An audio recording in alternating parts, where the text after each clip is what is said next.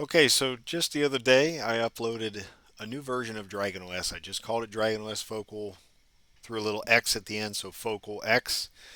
It is built on top of Lubuntu 22.04, completely from scratch. I've went through and tried to line up everything the best I could to be just like the DragonOS Focal, which was built on 20.04. So a lot of the videos that I've already done that are titled DragonOS Focal should run on this version of DragonOS. There's some exceptions, and I wanted to start this new video series out with Signal Server and the Signal Server GUI, which is built into DragonOS. Things have been updated for this new version of DragonOS, and so it's a little simpler to run.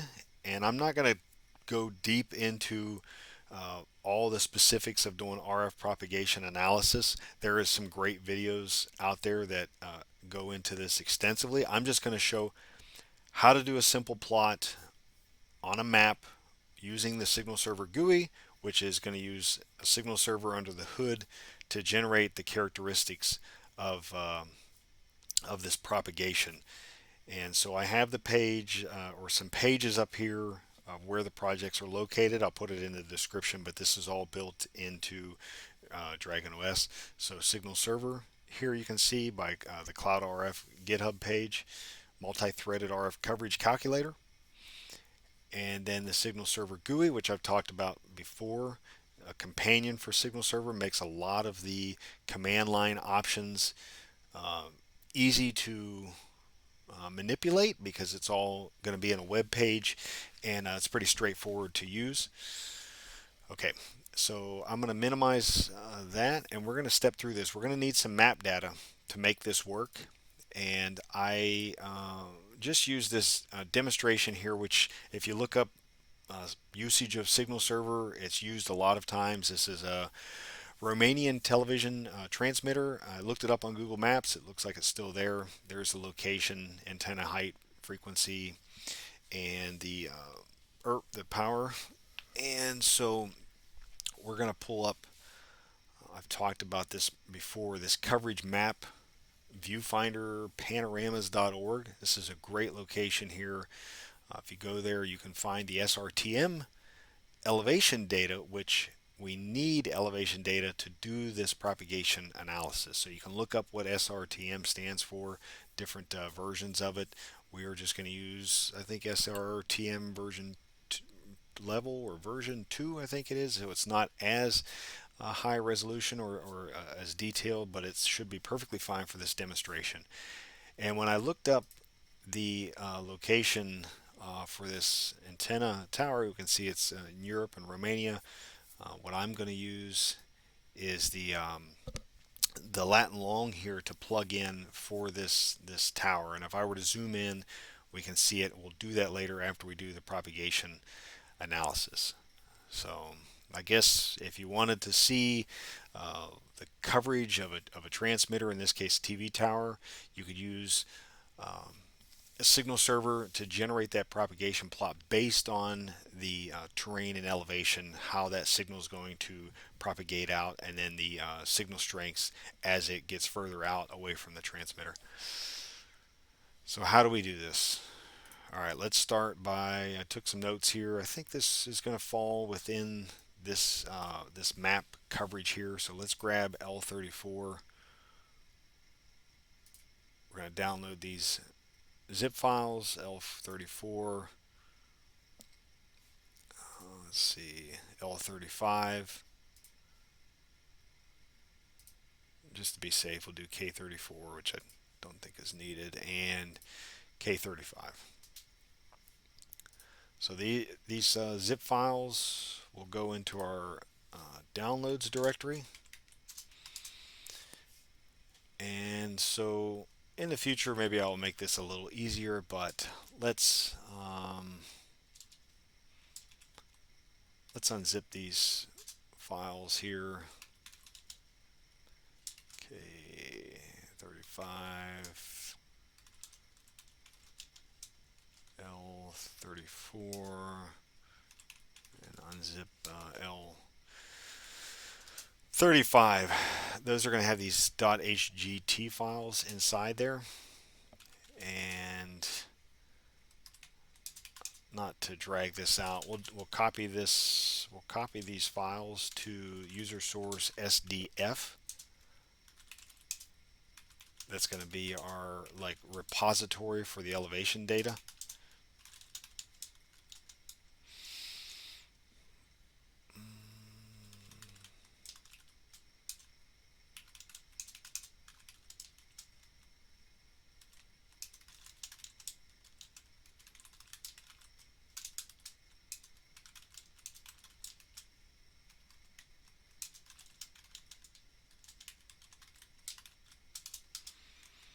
Okay, so we've got all that in there. We're going to change to the user source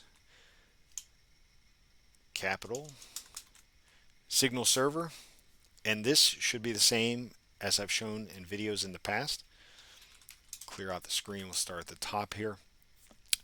Now, one thing that you need to do that I actually forgot is, so once we're in this user source Signal Server directory, we're going to change into the utils directory, SDF, and then USGS to SDF. And we're going to see that I forgot to make this. So if we just do sudo cmake,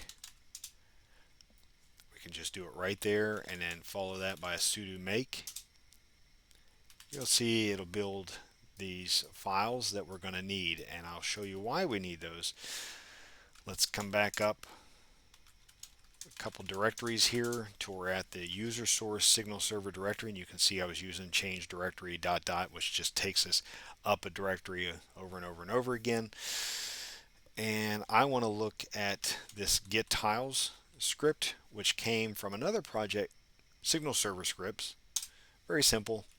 I specified the directory where Signal Server is at, where the SDF folder is at. Some of this is not really used. The clean and pull I've blocked out. Where kind of the magic happens here is the renaming these files, changing it from .hgt to if needed to lowercase, and then converting the files. You'll see where I put in here the SRTM to SDF, so that's why that needs built. Really, it's just this line here that's going to do the conversion of the data that we just put into the elevation directory. So basically, we are going to run this, and it's going to convert that elevation data into what it needs to be for this program. Script could be cleaned up a little bit. Obviously, we didn't need to unzip anything, so pay no attention to that issue there. We're going to let that continue to convert that elevation information, and what we're going to do is we'll open up another terminal here, and we're going to go to the Signal Server GUI. You can populate the database if you want to do like a test by doing sudo python 3 actually tac m db.test_init. This is going to populate the database with some information. After that, to actually run the application, we'll do sudo python 3 -m, and we'll do Signal Server _GUI, which is a directory in there, and that's going to run the web server. So the difference in the directions this time is we don't have to do a Python virtual environment for this application. So in the previous videos, I did change to the root user, activated a virtual environment. You don't have to do all that for this. Just the sudo python 3, just like I did. We'll open up the home page for it here locally, and we can see it's got some information here. We have some generic antennas that are already populated. We have some stations that are already populated by what I just did, and then some plots. So really what you want to do is you want to set up an antenna the way that you need it to be for your specific plot that you want to do. You want to create a station, and I'll walk through that here in a second when the elevation data is done. And then you want to create a plot. So what is it going to look like? We can just, for example, here pick one of these plots. And so there is a little bit of elevation data in the DragonOS install by default that covers these generic plots. So if you want to mess around, you should be able to hit regenerate, and that's going to use some processing power behind the scenes, and it's going to create this plot that we can use to do some analysis with. You'll see there's files here, the analysis report files, the KML and the KMZ files. We're going to use this KMZ file to pull up the plot in Google Maps or Photon map that's within DragonOS. Let's go back and see if the files are converted. All right, so if we go into user source SDF, we'll see we have all those files were converted, and then the existing elevation information that was in here that I actually had gzipped is sitting right there. So all right, we're good on that. We've got elevation information now. We've got Signal Server GUI running. Let's take a look at an existing KMZ file, and we can. All right, so we'll pull up Google Earth, and I'll show you an existing plot, what it looks like in Google Earth, and then we'll make a new one and we'll use Photon Map so you get an idea of what both look like. So if you pull up Google Earth, you go to Projects, you say Open. We can import KML from the computer. Look in Downloads. We'll open up that KMZ file, and that's going to take us to a point-to-point analysis, which is also possible with the Signal Server GUI. I'm trying to get this tilted here so we can see there's some obstructions in this demonstration. This is actually a point-to-point analysis. If we click on whether it's station 1 or station 2, we can get a site-to-site analysis, and you can read that path profile analysis that goes along with that. So you can see your distance between the 2 points, the antenna height, what propagation model was used, your free space path loss, so and any obstructions that were detected along the way. So that's a point-to-point analysis. What I'm going to demonstrate is just a simple plot of a transmitter. So let's set up our station. We will call this, let's see, we'll just say, Romanian TV, Romanian Tower. We'll grab the location information. I'll just use Google Maps here.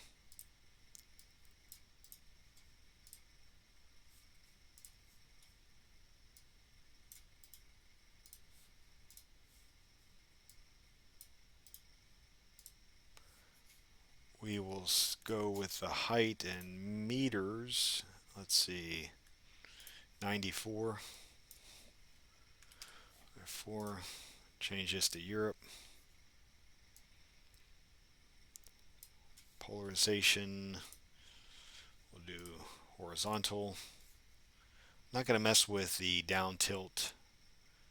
All right, we'll add that to the database. Now we're going to create a plot.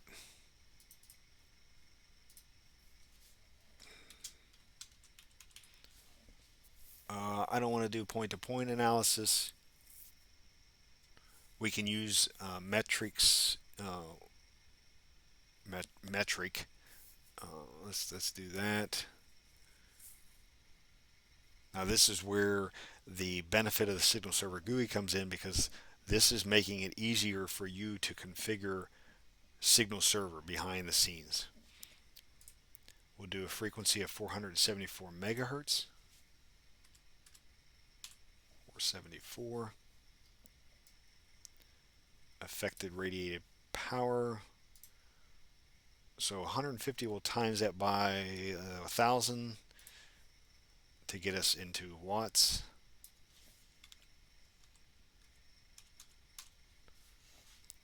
Okay. Terrain code, I'm going to leave everything else at default. And we'll change the antenna to, we'll just do a dipole antenna.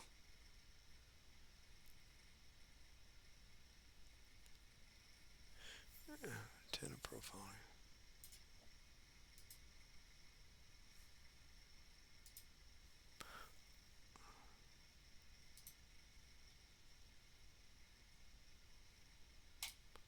Okay, station 1 ID, Romanian tower.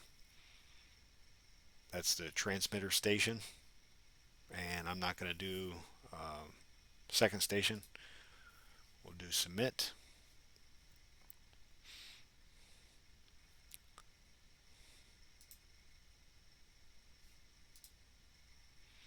Alright, there's our information. Affected radiated power. It looks like maybe the max of the GUI is 100,000, so we'll make note of that. And everything else looks good. So let's regenerate this and take a look at our plot here so we can see what it looks like there. Let's grab the files. I also think this is the information about the color scheme and the signal strengths. So I have to come back to this. I'll find where the actual picture image is of what those, let's see, okay, it's a PNG. Let's download this KMZ.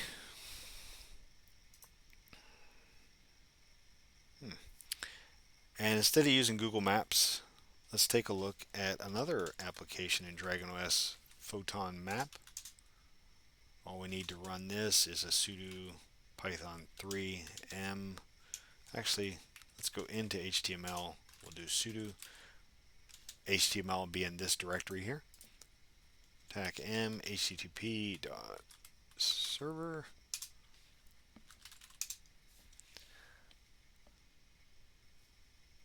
Let's see.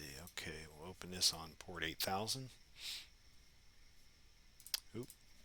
If you're copying and pasting, it probably is going to stick an extra little parenthesis on there. Okay.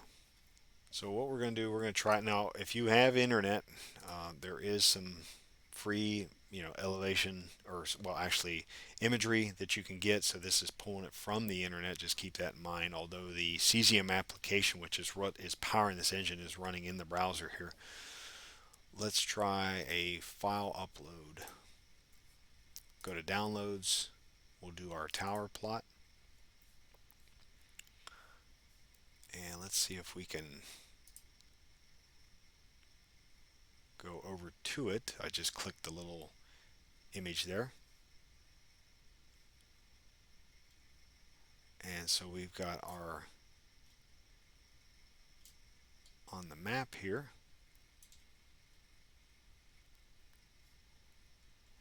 and we should be able to change this so we can have some transparency here. And so now we've got that plot, and we can see that propagation that is coming out from that tower, how far that's going to go out based on the radius that we kind of cut this off at, and then that those colors signify like the signal strength at that at that location, which is in that text file I talked about. And I'll put a note in the description that'll link to an actual color chart that describes that a little better. Matter of fact, actually, there we go, right there. So this Splat interface that was built into Photon Map was for the old DragonOS when Photon or when Splat. There was a slightly different interface, but this actually comes in handy. So we can see the dB values that line up to these colors. So actually, it works out pretty well. You could at least use that color chart for this. Okay, I think that covers everything. Really, I just wanted to focus on how to get it up and running. You can feel free to try all the other features of the Signal Server GUI. I would just encourage read through the Signal Server page that we had up earlier and that I'll leave in the description. You can learn more about what's all possible with Signal Server. Gives you all the parameters so you can see what it's going to do. And yeah, so I hope that helps out, especially if you're needing to do some propagation analysis on a transmitter in Europe or wherever it may be. All right, thanks.